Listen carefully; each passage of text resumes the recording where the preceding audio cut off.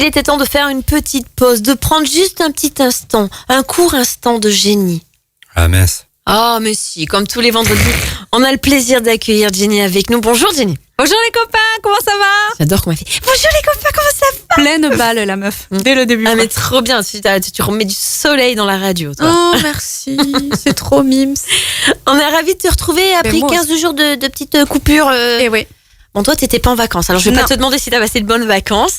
Mais en tout cas, t'as la pêche et ça fait bien plaisir. Et oui, et je suis de toute rose vêtue aujourd'hui. Ça annonce le sujet, ça? Oui, parce qu'on va parler des émotions. Ce mois de mai, en principe, en mai, fais ce qu'il te plaît. La météo, pour l'instant, mais moi, c'est pas méga ouf. Mais c'est dans ta tête, la météo. Et bien, justement, on va parler de météo intérieure. Sans transition, T'as bonsoir. Vu Ouais. Trop fort. Et donc, tout ce mois de mai va être consacré aux émotions. Ouf. Ouais, gros chantier. Et on va commencer par un petit tour de table. Je vais vous demander, qu'est-ce qu'une émotion pour vous? Comment vous définiriez une émotion, l'émotion? Jerry. Ah, il faut bien commencer. Gardez le meilleur pour la fin. C'est quoi une émotion pour toi? Il est timide, il n'ose pas. Non, c'est parce que je travaille un peu, mais la question c'est... Qu'est-ce qu'une émotion? Comment tu définirais une émotion? Question piège. Qu'est-ce qu'une émotion? C'est une expression du cœur. Ouais. Okay, il parle peu, mais quand il parle, c'est pas mal. Allez, à ton tour maintenant. Moi, je dirais que c'est effectivement une expression qu'on peut dire. Non, mais tu repiques pas ce que j'ai dit. Du cœur, du corps, parce que c'est à la fois, je pense, physique et psychologique. Parce que les émotions, il y a plusieurs émotions. Ouais, exactement. Donc, plusieurs états. Ouais, mais merci, c'était très intéressant, les copains. Merci pour vos partages. Alors, une émotion, si on découpe d'un point de vue sonore, on entend emotion, c'est-à-dire énergie en mouvement. Waouh. Et en fait, une émotion, c'est une énergie qui nous traverse parce qu'elle a un message à nous délivrer afin que l'on puisse passer à l'action. C'est ça, une émotion. Du coup, comment l'émotion se forme? Eh bien, il y a un déclencheur qui va créer en nous une émotion. Le déclencheur, il peut être présent. Typiquement, il y a un chien qui me grogne dessus. Il peut être passé, je repense à un souvenir douloureux ou à quelque chose. Ou il peut être futur, je me projette et j'imagine quelque chose. La première chose que j'aimerais vous dire, c'est de réfléchir à la plupart des déclencheurs qui génèrent de l'émotion chez vous. Est-ce que c'est souvent des choses du passé? Est-ce que c'est souvent des choses du présent? Ou est-ce que c'est souvent des choses du futur?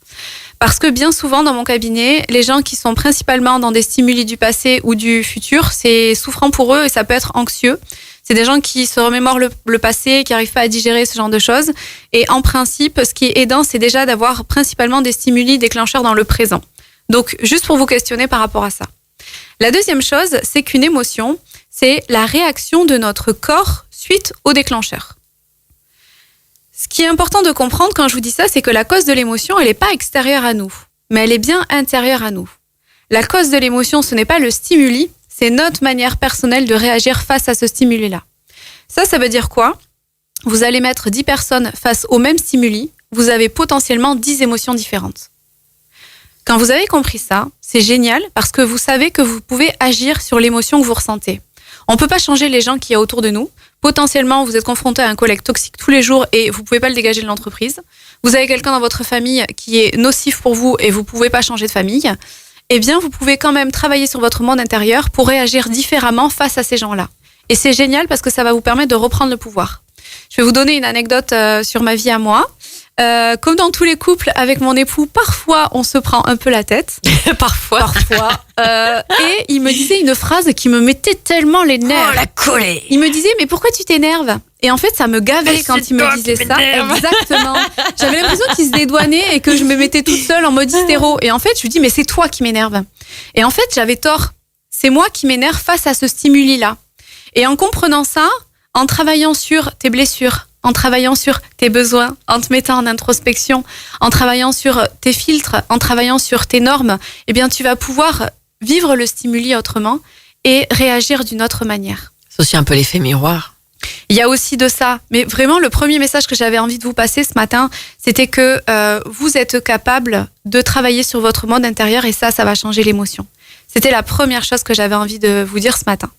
Et la deuxième chose, et ça, on en parlera peut-être après la pause musicale, je vous invite à réfléchir sur ce que vous pensez de les émotions positives et les émotions négatives. Qu'est-ce que vous pensez de ça? Est-ce que vous êtes d'accord avec cette manière de classer les émotions? Et qu'est-ce que ça représente pour vous? Ouais. Et je vous donne... Peut-être qu'on va les lister du coup après. Je vous donne mon point de vue sur la deuxième partie. De retour sur cette radio, toujours en direct pour la seconde partie de notre rubrique à l'instant de Génie où on parle d'émotions ce matin. Ouais. Et alors, je vais commencer cette deuxième partie par vous dire un message que je vous ai déjà dit, mais que je vais marteler. Ce que je vous partage pendant mes rubriques, ce n'est que ma vérité, ma manière de voir les choses. Si c'est aidant pour vous, je vous propose des alternatives le vendredi matin. Si c'est aidant pour vous, vous prenez, sinon vous prenez pas. J'avais fini par qu'est-ce que vous pensez de la dichotomie émotion positive, émotion négative. Moi, à titre personnel, je la déteste. Je considère qu'il n'y a aucune émotion négative parce que toutes les émotions sont positives. Elles ont toutes un message à nous faire passer, elles nous sont toutes utiles. Tu sais, je te coupe 2 petites secondes. Ouais. Peut-être pourquoi ma vision de la chose en disant ça. Pour moi, tu vois, les émotions négatives, ça serait par exemple la colère, le dégoût, tout ça. Ouais.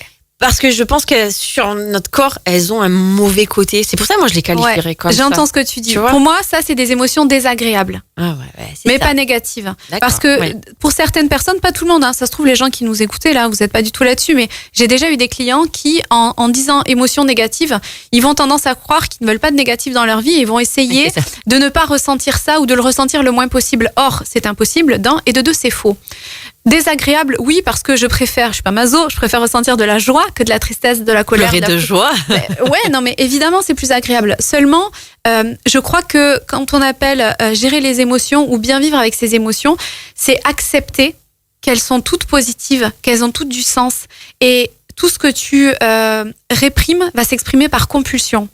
C'est-à-dire que tout ce que tu vas essayer de contrôler, de pas ressentir, de mettre à distance, ça va te péter à la tronche, en fait. C'est vrai. Et donc, l'idée, c'est de dire, bon, ben, cette émotion, manifestement, elle est désagréable, j'aime pas trop, mais elle est positive parce qu'elle vient me dire quelque chose. Quand on ressent une émotion agréable, c'est qu'un besoin a été bien rempli. C'est-à-dire, j'ai un besoin de reconnaissance, mon chef vient me féliciter pour mon job, je ressens de la joie. Émotion agréable. Quand on ressent une émotion désagréable, c'est qu'un besoin n'a pas été rempli. J'ai mon collègue qui passe à côté de moi, il me dit même pas bonjour, je ressens de la tristesse, émotion désagréable.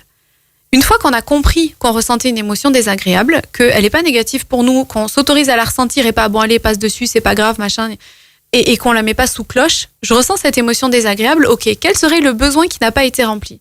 Peut-être un besoin de reconnaissance, peut-être un besoin d'appartenance, peut-être un besoin de me sentir considérée, peut-être etc. etc. Et quand on a compris ce besoin, eh bien on peut trouver un autre moyen de le remplir. D'où tout l'intérêt des émotions désagréables. Tu peux expliquer? Ouais, Non, mais alors, si par exemple t'es en colère ouais.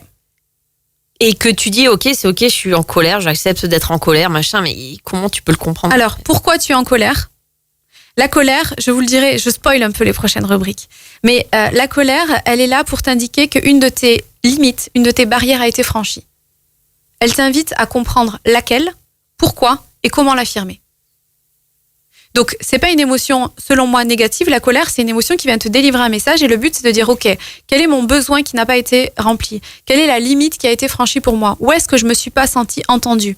Où est-ce que je me suis pas sentie considérée? Comment je peux exister davantage, etc., etc. D'où l'intérêt de vraiment venir se questionner sur le besoin qui n'a pas été rempli pour essayer de comprendre davantage quel est le message de l'émotion. Je sais que pour certains, c'est pas facile de nommer les émotions qu'ils ressentent, mais c'est encore plus difficile de trouver le besoin qu'il y a derrière. Donc, pour vous aider, vous pouvez taper liste des besoins sur Internet. Vous avez plein de listes de besoins qui sont pas exhaustifs et je vous invite à les compléter et à vous les personnaliser. Et pour ceux qui ont envie, je vous invite à investir sur un outil. Investir, hein, c'est un bien grand mot, ça coûte pas 200 balles. J'ai pas le tarif exact, mais c'est peut-être de l'ordre d'une vingtaine d'euros. Ça s'appelle La Roue des émotions. J'en ai une là au studio, vous pouvez pas la voir, mais je vous ferai peut-être une photo que je mettrai sur mon Insta. Et la roue des émotions, ça va vous inviter à faire le lien entre vos sensations corporelles, vos émotions et vos besoins. Sur Internet, ça s'achète. Moi, j'ai acheté la mienne sur le site l'autremendit.net, mais vous trouvez ça sur plein d'autres sites et ça existe aussi pour les enfants. Et c'est fabuleux parce qu'on nous a appris le théorème de Pythagore dans la vie de tous les jours. Je m'en suis jamais servi. En revanche, on m'aurait appris comment fonctionnent mes émotions, ça m'aurait été beaucoup plus utile. Donc, si on peut aider les futurs adultes en devenir que sont nos enfants avec les émotions, vraiment, je vous invite à aller voir cet outil. Ça sera tout pour aujourd'hui. Si ce que je vous ai dit vous a parlé, vous a inspiré, je vous invite à me questionner parce que j'organise un événement qui s'appelle l'Atelier Collectif, vendredi 17 mai sur les émotions. On parlera des émotions, on travaillera en coaching dessus et en hypnose. Donc si ça vous parle, n'hésitez pas à me contacter, je vous donnerai plus d'infos sur l'Atelier Collectif du 17 mai. Et voilà les copains pour aujourd'hui. Très bien, merci beaucoup Génie, on te retrouve vendredi prochain. Oui, avec grand plaisir. Ok, ça marche.